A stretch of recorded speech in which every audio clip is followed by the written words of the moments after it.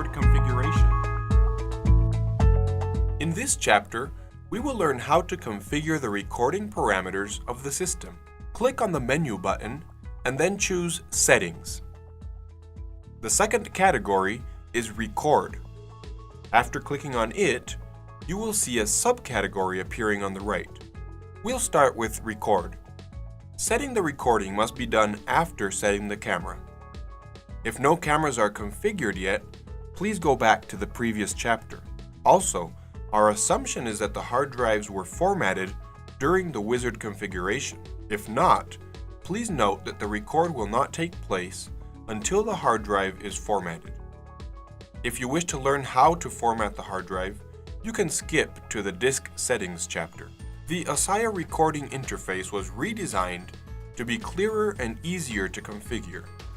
It is based on statistics showing that most users configure the recording to work all year long in 24/7 setting.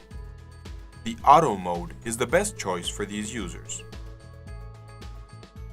Manual mode is for users who wish to customize the recording and schedule configuration. Auto mode is actually built from 6 presets of 24/7 recording as follows. Motion record will trigger record upon motion alarm under 24/7 schedule for all channels. Sensor record will trigger record upon sensor alarm under 24/7 schedules for all channels. Motion record plus sensor record will trigger record upon motion and sensor alarms under 24/7 schedules for all channels. Always record plus motion record. All the channels will be recorded continuously. Motion alarms will be marked in the event list. Always record plus sensor record. All the channels will be recorded continuously, and sensor alarms will be marked in the event list. Always record plus motion record plus sensor record. All the channels will be recorded continuously. Motion and sensor alarms will be marked in the event list. Selecting one of the auto modes will pop up the Stream Settings window. In this window, you should set the video encode type, resolution, FPS, bitrate type, bitrate and audio for each of the cameras and click OK to save the settings. Below, we can configure the manual record duration. This setting will define how long the manual record stays active after enabling it. Now that we have finished with the auto modes, we will continue to manual mode. Once the manual mode is selected, you will need to set the encode parameters and schedules for each of the cameras. Failing to do so will result in recording inconsistency or complete lack of recording by the system. We will get to the schedule settings in a few minutes, but now let's better explain the encoding section. The encoding section is divided in two: event recording stream and normal recording stream. The idea is to allow the system to record on a 24/7 basis, but to reduce storage consumption while there is no alarm. So basically, you can set lower record configuration for when there is no alarm and higher configuration when alarm is occurring. It is important to understand that the pre-alarm record will be recorded in the lower configuration, as it takes 2 to 3 seconds for the system to switch from lower to higher configuration. This means that if you choose any of the continuous record modes, or you use schedule recording, you must configure both. If you use only recording based on alarms, configuring only the event recording stream is enough. Let's understand better the encoding parameters. Video encode is the compression type. Basically, the available options are H.265 and H.264. If the camera doesn't support H.265, this encoding type will not be available. Resolution is the image resolution for recording. The higher the resolution, the bigger the image. FPS, or frames per second, refers to how many images build up 1 second of video. For example, 25 FPS means that each second of video contains 25 frames or images. Higher frame rate delivers more fluency. However, more storage space will be required. Bitrate type offers you the choice between CBR, which is constant bitrate, and VBR, which is variable bitrate. This is a very broad topic, and we will not explain it deeper in this tutorial. Bitrate stands for the compression aggressiveness. The lower the bitrate, the higher the compression. High compression means lower bandwidth and storage space usage, but also decreasing the video quality. Recommended bitrate range is not configurable, but very important for choosing the correct bitrate for your camera. The system offers the best bitrate range that will balance between quality and bandwidth and storage consumption according to the configuration you set. It is recommended to follow this recommendation. Audio offers you to select whether to record audio or not for the chosen channel. This was the mainstream recording configuration. Now we should go to the substream settings and set it as well. The encoding parameters are the same except for audio recording, which only applies to mainstream recording. After setting the substream, we will have to set the schedule.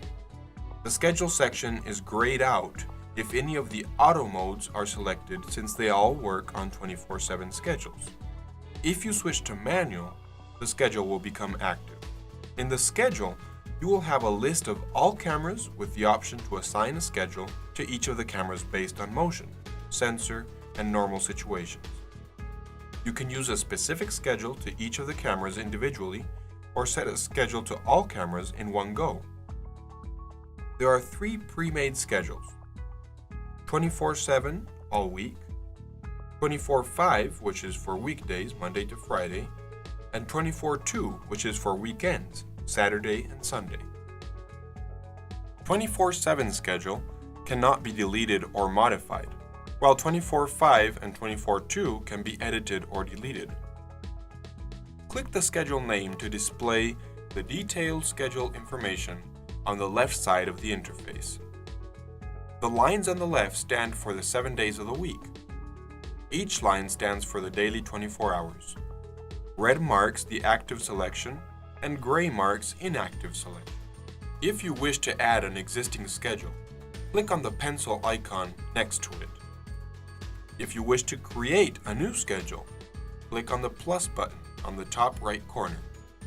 When adding a new schedule, you will have to input the schedule name and set the schedule times. Setting the schedule can be done in several methods. The easiest way is the manual input. You can use it for all the channels from the top line or for a specific channel from the buttons under the corresponding day. First, choose if you wish to add or delete time duration from the schedule by using the Mark Time or Delete Time icons. After choosing, click on Manual and set the start time and end time. You can repeat this process to input as many durations as you wish. The minimum duration is 15 minutes. The second method is by using the mouse cursor. Choose if you wish to add time by using the Mark Time icon or to delete time by the Delete Time icon, and then click, hold, and drag the mouse cursor from the start time to the end time. Under each one of the days, you have several options. Copy To will open a window allowing you to copy the schedule of selected days to other days. Manual is the manual input method as described above. All will mark all the day as active. Invert will invert the active and inactive durations. Clear All will delete all the active durations. Now you will have to assign your schedules. Click on Schedule Settings and assign the required schedules to the cameras for sensor, motion, and normal recording. Remember that when switching to manual mode, the default schedule settings is None, which means that if you will not set a schedule for it, the device will not record any event. After setting the schedules, click Apply to save the settings. After finishing with the schedule settings, we only have to configure the advanced settings. You will find it under Record. Cycle recording is enabled by default. It means that the recording will work in FIFO method, first in, first out, so that the oldest recording will be automatically overwritten by new recording once the hard drive is full. Check it as you wish. Notice that disabling it will trigger an alarm once the disk is full. No new records will be saved until you free some space from the disk. Set the pre-alarm record time, which is the recording duration before an alarm event started. Set the post-alarm record time, which is the recording duration after an alarm event ended. Finally, set the expiration time, which means that recordings will not be kept for durations longer than the specified time, even if the disk is not full. Once finished, click Apply to save the settings. Now you can go to Record Status and see the recording situation of each of the cameras. Here you can see immediately if you have configured anything wrong by the record status of each camera. This finalizes the recording configuration.